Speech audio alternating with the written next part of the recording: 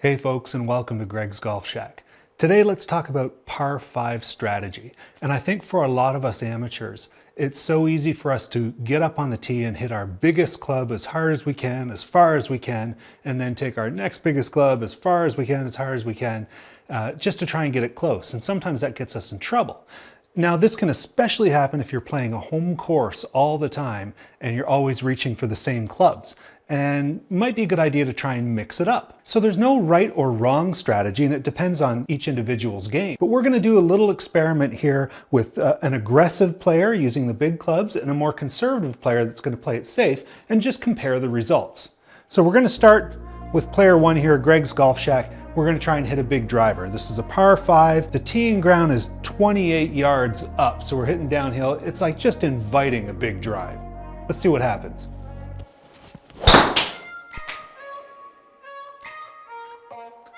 Aggressive play. This is looking good. That's far.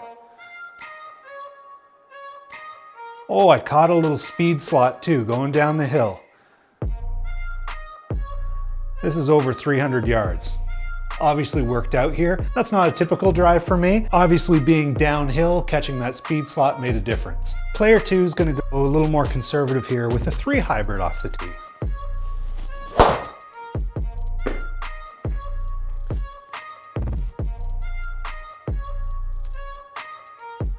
All right, not too bad there. Still a ways to go. And player two's up again. Quite a ways back from that first player. And tempting to go for this green at only 238 downhill. But I'm going to stick to the conservative strategy here and maybe just hit a nice 8-iron up there in between those bunkers, give ourselves a short wedge in.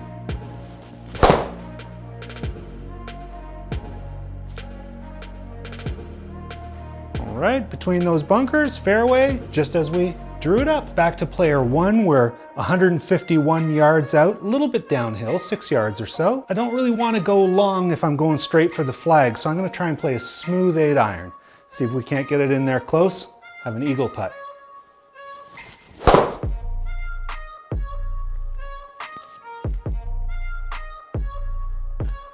Got it a little bit long, but not bad. We got 17 feet for eagle.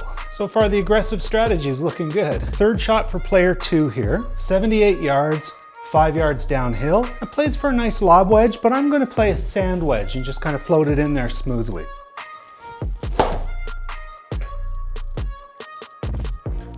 Looking good. And they're tight for a birdie. All right, 17 feet here for eagle for player one. It's a pretty flat putt with not much break. Let's see if we can make it. Oh, a little aggressive. Just missed it over the edge. Player one's still away. So both these putts are for birdie now. So a little bit of break from left to right. I'm gonna hit it firm enough to get it right in the cup.